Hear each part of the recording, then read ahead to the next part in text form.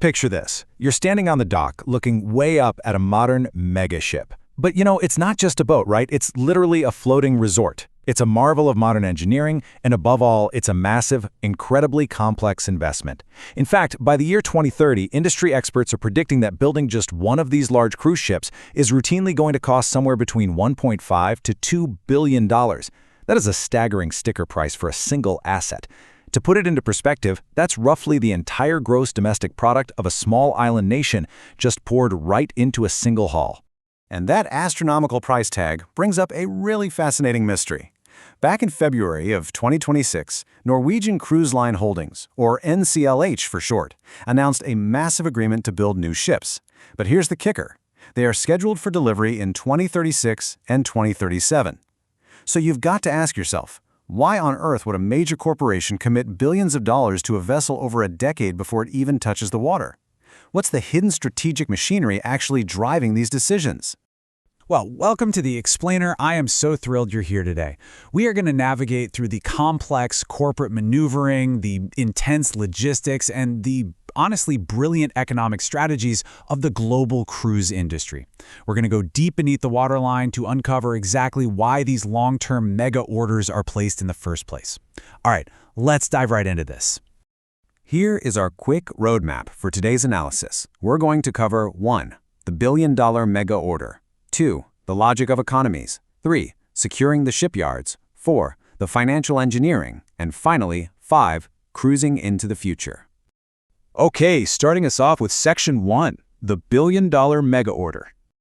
Let's start with the exciting recent news that actually sparked our whole analysis today. On February 16, 2026, NCLH announced a huge agreement with the renowned Italian shipbuilder Fincantieri for the design and construction of 3 brand new cruise ships.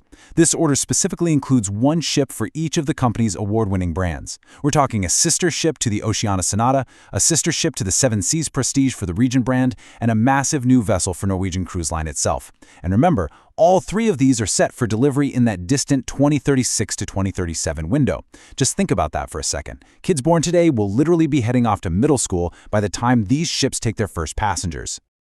The sheer scale of NCLH's commitment here is absolutely staggering. Following this new agreement, NCLH now has a total pipeline of 17 new builds on order across its 3 brands. That represents an addition of approximately 46,600 berths, which is just the industry term for passenger beds. And as you can see, they have this carefully staggered delivery schedule, starting from the Norwegian Luna in early 2026, stretching all the way out to 2037. This pipeline is meticulously designed to support an expected 4% compound annual growth rate, or CAGR, in capacity. But to truly understand why they want all these massive new ships, we really need to look at the microeconomics driving the entire industry. Which brings us nicely to Section 2, the logic of economies. So the crucial point here is how economies of scale actually work at sea, and why bigger ships almost always mean better deals for the cruise lines. Take fuel, for example, which is easily one of the biggest expenses for any cruise operation. The fuel required to move a ship mostly depends on its overall size and its speed in the water, not on how many passenger cabins happen to be filled on that specific trip. The exact same logic applies to things like crew wages, port fees, and insurance. These are relatively fixed costs. So when you build a massive ship that carries thousands of extra passengers, you get to spread those heavy fixed costs across a much larger revenue base. The unit cost per person drops dramatically, making the whole operation highly profitable. But, there's always a catch, right? While larger ships definitely increase operating profitability, the upfront construction costs are just soaring. Why is that? Well, because creating these modern floating cities is becoming vastly more complex. Industry experts point out that stricter environmental regulations, like the massive push to transition to green methanol, are driving up design costs significantly. We're not just talking about traditional engines anymore. These are cutting-edge, sustainable power plants. Add in the crazy advanced technology integration, the severely limited global shipyard capacity, and increasing material costs, and you can see exactly why these vessels are racing so fast toward that $2 billion mark. Let's look closer at that bottleneck in Section 3, securing the shipyards. This intense complexity really brings us face to face with the physical realities and logistical headaches of constructing these maritime marvels. Building a modern megaship is an astonishing feat of human labor and engineering. A large cruise ship requires a jaw-dropping 6 to 8 million man-hours to complete. You've got skilled marine engineers, welders, and technicians working round the clock. And the advanced technology alone, things like sophisticated navigation systems, state-of-the-art waste treatment plants, and power generation equipment, that can account for 15 to 20% of the total construction costs right there. Plus, the high-end interior outfitting for over 2,000 rooms, that tacks on another $200 to $400 million. Because of this intense complexity, and honestly the massive dry dock infrastructure required, there are only a handful of shipyards in the entire world capable of even building these megaships. We're talking about legacy names like Fincantieri in Italy, Meyer Werft in Germany, and STX in France. That's pretty much it. Global shipyard capacity is highly limited. Therefore, ordering a decade in advance isn't just about good planning, it is an absolute strategic necessity. If NCLH doesn't lock in that build slot for 2037 today, you better believe a competitor is going to swoop in and take it. Moving right along to Section 4, the financial engineering. Now this brings us to the wonderfully counterintuitive magic of cruise finance. How does a company actually afford to order billions of dollars in new ships when NCLH is currently managing $14 to $15 billion in debt? I mean, they owe over 5 times what they earn annually. Well, this brilliantly illustrates the secret weapon of the cruise industry, the export credit agencies, or ECAs. Here is how the financial engineering works in a few simple steps.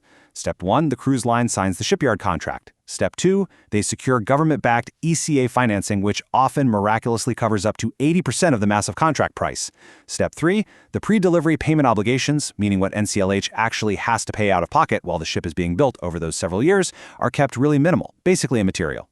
And finally, Step 4, they draw down the massive loan only upon delivery of the vessel, years later, right when the ship is ready to start taking on paying guests. By structuring the deal this way, it is just genius. NCLH keeps its near-term cash flow perfectly safe. This creates a fascinating balance. NCLH can essentially guarantee a steady, measured 4% compound annual growth rate in capacity for the next decade, which, by the way, guarantees their future ticket pricing power, while simultaneously using your current cash flow to lower that heavy debt load today. It is off-balance sheet financing strategy at its absolute finest. They keep the massive new debt off their main books until the asset is actively producing revenue. Ultimately, they get to secure the future without wrecking their current balance sheet recovery. And that brings us to our final section, cruising into the future. Let's bring this explainer to some final insights on exactly where this industry is heading. NCLH's CEO, John W. Chidsey, really summarized the whole strategy perfectly when they announced the Fincantieri deal. He said, "This agreement secures access to valuable shipyard capacity through the end of 2037, supporting our long-term growth while maintaining financial discipline." Ordering a ship a decade out is absolutely not a gamble. It is a highly disciplined, deeply calculated strategic move that balances bold expansion with financial safety. It ensures their survival, secures those crucial economies of scale we talked about, and protects their long-term market share in a fiercely competitive global arena. Which leads us with this final, kind of wild thought to chew on. We've seen how these ships take a full decade to plan, require highly complex global financing, and cost upwards of $2 billion. As these vessels continue to evolve into floating, sustainable smart cities, it really begs the question, will the major cruise lines of 2040 primarily be hospitality companies serving vacationers, or will they really be masterclass financial engineering firms that just happen to operate on the water? The next time you step onto a cruise ship, take a quick look around. You aren't just on a vacation, you are standing on top of a brilliantly orchestrated billion-dollar investment. Thank you so much for joining me for this explainer, and I will see you next time.